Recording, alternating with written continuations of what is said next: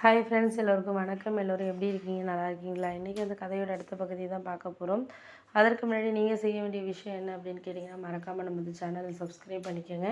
கீழே இருக்க பெல் பட்டனையும் கிளிக் பண்ணுங்கள். அப்போ தான் நான் போடுற வீடியோஸ் எல்லாமே உடனுக்குடனே உங்களுக்கு நோட்டிஃபிகேஷனில் வரும். ஸோ மறக்காமல் சேனலை சப்ஸ்கிரைப் பண்ணிவிட்டு வீடியோ பாருங்கள் ஃப்ரெண்ட்ஸ். வாங்க நம்ம கதைக்குள்ளே போகலாம்.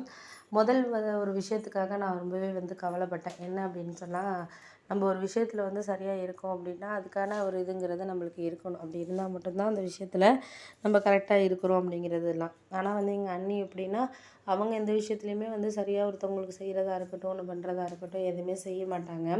ஆனால் மற்றவங்க மட்டும் செய்யணும் அப்படின்னு சொல்லிட்டு அதை எதிர்பார்க்குறதுங்கிறது தவறான ஒரு விஷயம். அதை தான் அவங்க எதிர்பார்த்துட்டு இருந்தாங்க. அதனால் நான் முடிஞ்ச அளவுக்கு என்னென்னா, அவங்க எது பேசுகிறாங்களோ அது பேசுகிறாங்களோ எதாக இருந்தாலும் நான் காதில் வாங்கிக்கிறது இல்லை. அம்மாவை போய் பார்க்குறேனா, வர்றேனா, செய்கிறேனா அதோடு இருக்கிறது.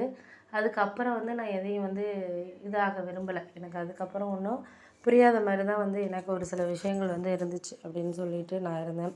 அதுக்கப்புறம் ஓகே, நம்ம பார்த்துக்கலாம். எதாக இருந்தாலும் நம்மளுக்கு ஒரு சில விஷயங்கள் கொஞ்சம் குழப்பமான மனநிலை இருந்தாலுமே அந்தந்த நேரத்தில் அதுக்கான டைமிங்கிறது நம்மளுக்கு இருக்கணும் அப்படிங்கிற மாதிரி நான் யோசித்தேன். அதுக்கு அடுத்தது நான் சொல்லலை, இதெல்லாம் நடக்கும், இதெல்லாம் நடக்காது அப்படிங்கிறத பற்றி நான் எதுவும் சொல்ல விரும்பலை அப்படிங்கிற மாதிரி சொல்லிகிட்டு இருந்தாங்க. அதுக்காக ஒரு சில விஷயங்களை நம்மளுக்கு இது சரியாக இருக்கும், அது சரியாக இருக்கணும், நம்மளுக்கு எதுவும் இது பண்ண தேவையில்லை அப்படிங்கிற மாதிரி சொல்லிகிட்டு இருந்தப்போ தான் எனக்கு ஒரு விஷயம் புரிஞ்சிச்சு. நம்மளும் கொஞ்சம் ஒர்க் பண்ணணும் செய்யணும். ஏன்னா இப்போ அண்ணி ஒர்க் பண்ணுற வாசி தானே அவங்களையெல்லாம் ஒரு இதாக இது பண்ணுறாங்க. அது இல்லாட்டினா எதுவுமே இது பண்ண மாட்டாங்கள்ல. ஆனால் அந்த விஷயத்த ஒரு இதாக எடுத்துகிட்டு போகிறாங்க, பண்ணுறாங்க, செய்கிறாங்கன்னா அதுக்கு ஒரு காரணங்கிறது அவங்க நல்லா ஒர்க் பண்ணுற வாசி தானே இப்படியெல்லாம் பண்ணுறாங்க, செய்கிறாங்க அப்படின்னு சொல்லிட்டு சொன்னோன்னே, ஆமாம்மா அது உண்மை தான். அவங்க சொல்கிற வாசி தான் இதெல்லாம் கரெக்டாக எடுத்துக்கிறாங்க. இல்லாட்டினா இந்த ஒரு இதையும் எடுத்துக்க மாட்டாங்க. அதனால் நம்ம ஒர்க் பண்ணணும். எங்கள் அம்மாவே எங்கள் அண்ணி பேசுகிறது தான் கரெக்டுங்கிற மாதிரிலாம் சில டைம் சொல்லும். அப்போ தான் நான் நினப்பேன், அப்போனா நம்ம எந்த ஒரு விஷயத்துலையும் இன்னும் ஒரு வேலை பார்க்கல, ஒரு பணங்கிற விஷயத்த ஒரு செய்கிற அளவுக்கு இல்லை. அதனால தான் அவங்களாம் நம்மள பேசுகிறாங்கன்னு நினச்சிட்டு அதுக்கப்புறம் நான் வேலை தேட ஆரம்பித்தேன். தேட ஆரம்பித்ததுக்கப்புறம் எனக்கு ஓரளவு நல்ல ஜாபாகவே கிட்டத்தட்ட ஒரு 17,000 சம்பளத்துக்கு ஸ்டார்டிங்கே கிடச்சிச்சு. என் ஹஸ்பண்டே எதிர்பார்க்கல நான் வேலைக்கு போவேன், பண்ணுவேன், செய்வேன்லாம் எதிர்பார்க்கல. ரொம்ப ஒரு மாதிரி அதிர்ச்சியாக தான் இருந்தார். என்னடா இது எப்படி வேலைக்கு போகிறா, பண்ணுறா, செய்கிறான்ட்டு. ஃபஸ்ட்டு அவராலேயே அதை அக்செப்ட் பண்ண முடியல.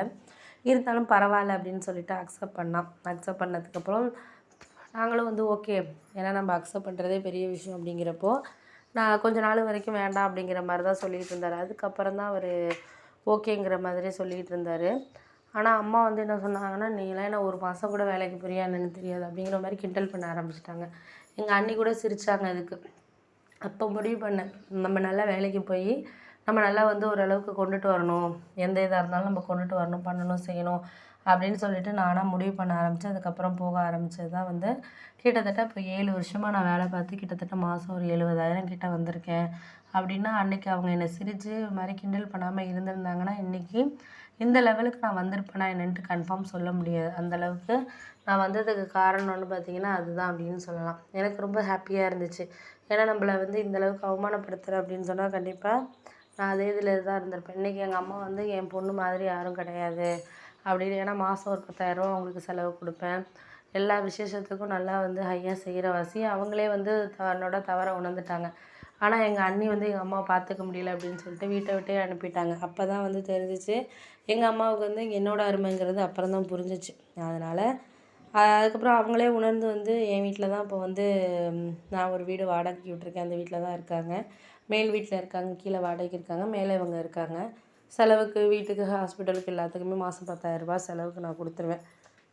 அண்ணா எப்பயாச்சும் ஹெல்ப் பண்ணுவார். ஏன்னா அண்ணி ஏதோ பேசிட்டாங்க இவங்க அப்படின்னு சொல்லிட்டு இவங்க ஹெல்ப் பண்ண முடியாது அப்படின்னு சொல்லிக்கிட்டு இருந்தாங்க.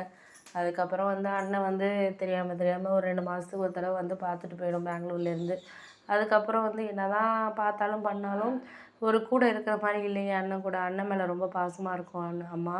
ஆனால் இப்போ நம்ம பையன் கூட இருக்கிறதுக்கு வாய்ப்பு கிடைக்கலையே நமக்கு, நம்ம மருமக இந்த மாதிரி பண்ணிடுச்சு அப்படின்னு சொல்லிட்டு ரொம்பவே ஒரு மாதிரி வருத்தமாக தான் இருந்தாங்க. அதுக்கப்புறம் போக போக அதுக்கப்புறம் உணர்ந்தாங்க, எந்த ஒரு விஷயமா இருந்தாலும் இனிமேல் யாரையும் நம்ம இது பண்ணக்கூடாது. அவன் இது பண்ணாலும் சரி, நம்ம எந்த ஒரு விஷயத்துலையும் இது பண்ணி இருக்கக்கூடாது அப்படின்னு சொல்லிட்டு அவங்களே உணர்ந்துக்கிட்டு அதுக்கப்புறம் புரிஞ்சுக்க ஆரம்பித்தாங்க.